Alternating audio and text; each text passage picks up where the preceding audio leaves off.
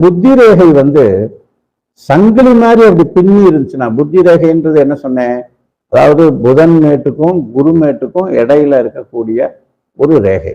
புத்தி ரேகை வந்து சங்கிலி மாதிரி அப்படி இப்படி பின்னி பின்னி பின்னி பின்னி இருக்கும் அந்த ரேகை. சில ரேகையை பார்த்தீங்கன்னா அப்படி இருந்துச்சுன்னா அவர் வந்து தான் பிறந்த ஊரை விட்டு வேற ஊர்ல போய் சாவார். பிறந்த ஊர்லயே சாக மாட்டார். அந்த அவர் ஒருவேளை நான் எங்க ஊரை விட்டே போக மாட்டேன் அப்படின்னு ஒருத்தர் இருக்காரு. நான் சாகும்பட்டு என் மண்ணில் தான் இருப்பேன், என் வீட்டில் தான் நான் சாவேன் அப்படின்லாம் உறுதியோட கட்டியிருப்பாரு. ஆனால் அவருக்கு அந்த ரேகை அமைப்பு இருந்துச்சுன்னா ஏதோ ஒரு காரணத்துக்கு சும்மா ஒரு விஷயத்துக்கு போயிருப்பாரு, இன்னொரு ஊருக்கு போன இடத்துல செத்து போயிடுவாரு, ஹார்ட் அட்டாக் வந்து செத்து போயிடுவார்.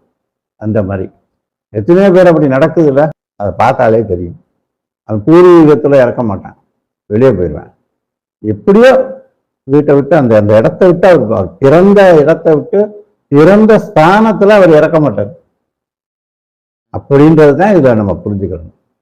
அதே மாதிரி புத்தி ரேகை புதன் அல்லது செவ்வாய் மேடுகளின் அருகில் பிளவுபட்டிருந்தால் நெற்றியில வந்து காயம் ஏற்படும். சில பேருக்கு நெற்றியில் அப்படி ஒரு தழும்பு மாதிரி இருக்கும். அவங்களுக்குலாம் அந்த புதன் ரேகை அந்த புத்தி ரேகை வந்து கட்டாயிருக்கும். புதன் மேட்டிலையோ அல்லது செவ்வாய் மேட்டுக்கு பக்கத்துலையோ கட்டாயிருந்துச்சுன்னா அவங்களுக்கு அந்த மாதிரி இருக்கும்.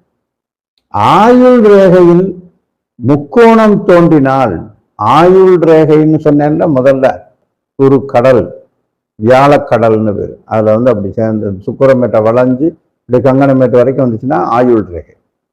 இந்த ஆயுள் ரேகையில முக்கோணம் ஏதாவது இருந்துச்சுன்னு வச்சுக்கோங்க, அந்த வயசுல அவருக்கு மரணம் ஆகக்கூடிய வாய்ப்பு இருக்கு. இது வந்து நிறைய பேருக்கு அந்த மாதிரி இருந்திருக்கு.